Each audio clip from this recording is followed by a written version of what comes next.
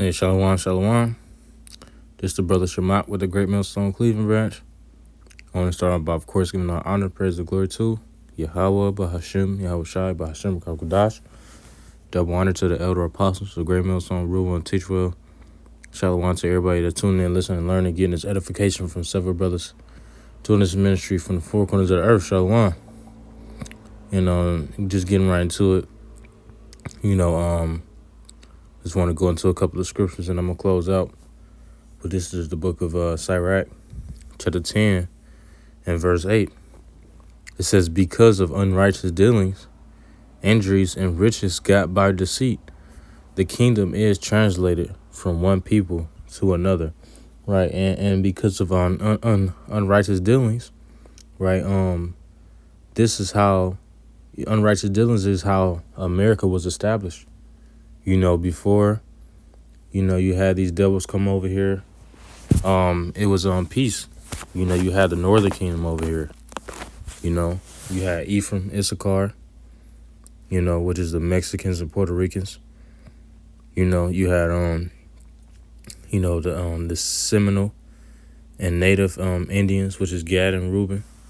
And this is that was a peaceful time for this land before it was named after Amerigo Vespucci. And we know what happened. We know that these devils came over there with those gather guns and diseases and pretty much started a coward war against the northern kingdom. And he brought the southern kingdom over here on slave ships to further, his wickedness, his wicked acts that the Lord allowed him to commit against the nation of Israel, such as making Judah, the buffalo soldiers, go up against, Gad, in the northern kingdom, during the time where he was trying to conquer, America. Now this is I'm gonna read one more time, Sirach to the 10 verse 8. Because of unrighteous dealings, injuries, and riches got by deceit, the kingdom is translated from one people to another, and the kingdom is definitely going to be translated, because you're going to have a transition of power.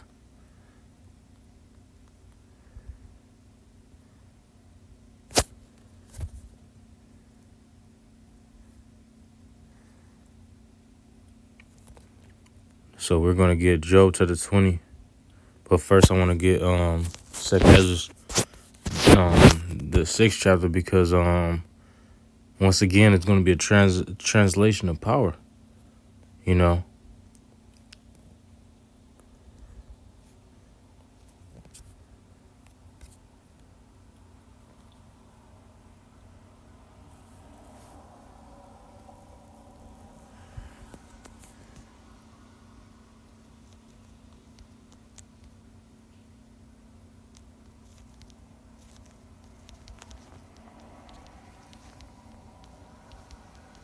This is first, let me get this right here.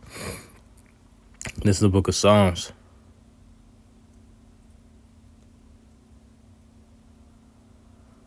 Chapter 75, and I'll start at verse 5.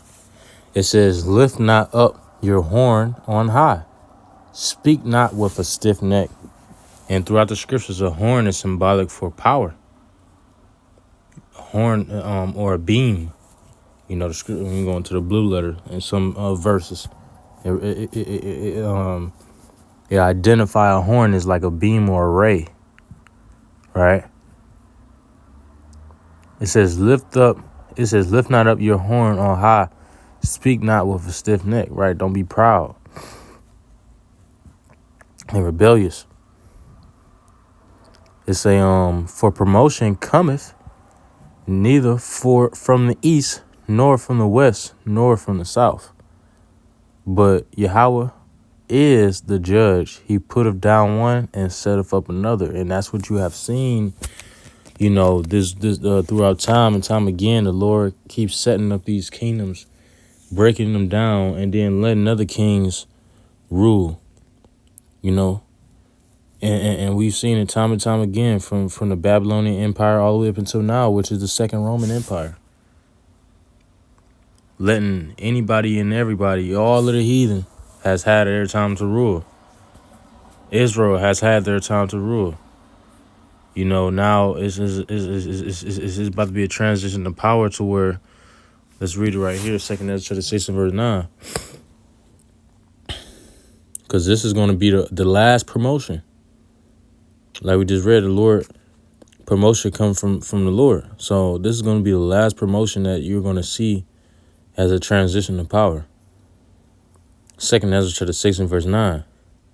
For Esau is the end of the world, and Jacob is the beginning of it that followeth. Right. And how is Jacob going to be the beginning? I mean, the beginning of it that followeth. Because no, it's like well, that was you know, it said let me read that one more time. It says, for Esau is the end of the world, right? So Esau is gonna be the end of the world. We're living in the end of the world, and you can tell because Esau is ruling. And you can tell just based off the state of the world, and you can tell via the prophecies that tell you what time we're in. And Jacob is the beginning of it that followeth, right? And Jacob is going to begin to rule after Esau's rulership is over, starting with the elect of the house of David and Yahushua. This is the book of Job, chapter 20, and verse 15. He hath swallowed down riches. That's exactly what he did. You know, after you know, the conquering and oppression, the putting it into captivity of the nation of Israel, his pride was lifted up even more. That's why you got him all up in these other countries, taking their oil and their resources, taking their gold and silver. Right? He have swallowed down riches. Right? He got all this gold stored up, gold from ancient temples, whatever. It says, and he shall vomit them up again. And the main riches that he do got, the main riches that this devil do got is the nation of Israel. That's the top riches that this devil got.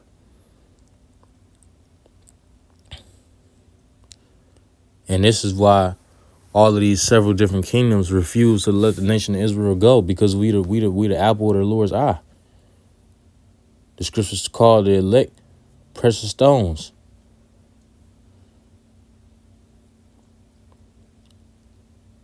And it says, and he's really going to vomit up the elect.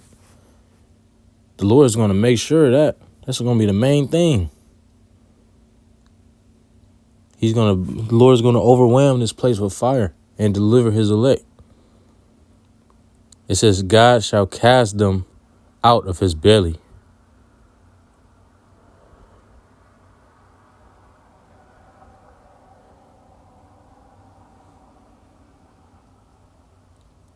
It says, he shall suck the poison of ash, and ash was a cobra. The viper's tongue shall slay him. It says, he shall not see the rivers, the floods, the brooks of honey and butter. All right, so Lord ain't gonna allow him to be fruitful in the kingdom. Ain't gonna allow him to prosper in the kingdom.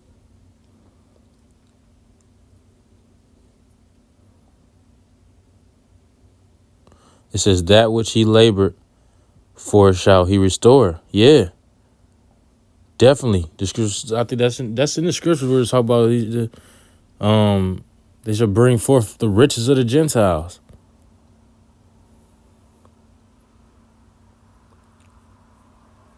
It says, let me read this again, verse 18. That which he labored for shall he restore. He shall not swallow it down. According to his substance shall the restitution be, and he shall not rejoice therein. When you read in NLT, it says, they will give back everything they work for. Literally everything that you work for, except for everything that's going to be in America, because the scriptures say that the elements shall melt with fervent heat. That's talking about wherever the Lord is going to drop those ICBM arrows. It says they will give back everything they work for. Their wealth will bring them no joy. And your wealth ain't going to be able to save you, man. And I'm going to get a precept to back that up when we close out. But let's read the next verse. It says, for they oppressed the poor and left them destitute. They foreclosed on their homes.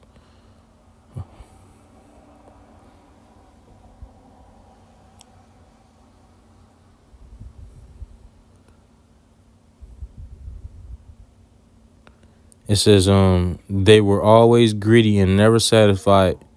Nothing remains of all the things they dreamed about. So the Lord's going to take all your satisfaction away, man. And we're going to get Habakkuk chapter 2 in verse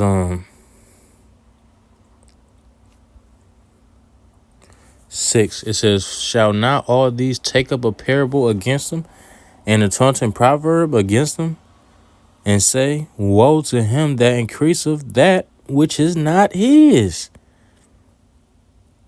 How long into him that ladeth himself a thick clay, right? He laid himself a debt.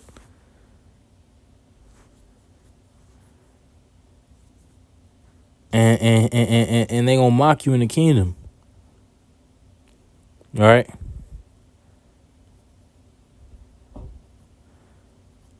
We're in LT, but soon their captives will taunt them. They will mock them, saying, what sorrow awaits you thieves? Right, so go eat the curses, man. Deuteronomy chapter 30 and 7. Now you will get what you deserve. You've become rich by extortion. We just read that in Sirach, the 10th chapter. Rich is got by deceit. It says you right. So and then he goes and paint the image on the nation of Israel like they thugs and bitches and you know what I'm saying. But we got this image from you. These are the idols that we took on through your rulership. So how long can you cloak your wickedness using the nation of Israel and holding them fast that they can't go? The Lord is going to have to take us, man, because the scriptures say that.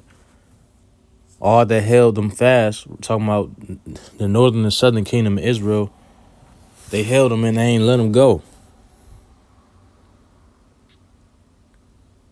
What's so special about the nation of Israel? The scripture calls us the apple of the Lord's eye. That's what it is.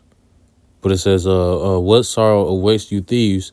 Now you will get what you deserve. You've become rich by extortion, but how much longer can this go on? It says, suddenly your debtors will take action. They will turn on you and take all you have while you stand trembling and helpless. Let's hit on that.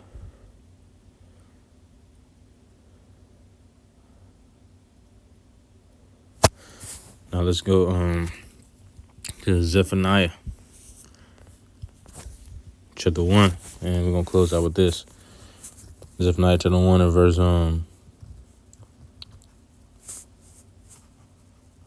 18. Neither shall their silver nor their gold shall be able to deliver them in the day of the Lord's wrath. Right, you ain't gonna be able to save America. Ain't no amount of money that you're gonna be able to give the Lord so that He won't fulfill prophecy. All right, you ain't gonna be able to deliver yourself from going into captivity. You ain't gonna be able to. These people that's in America ain't gonna be able to deliver themselves from the lake of fire.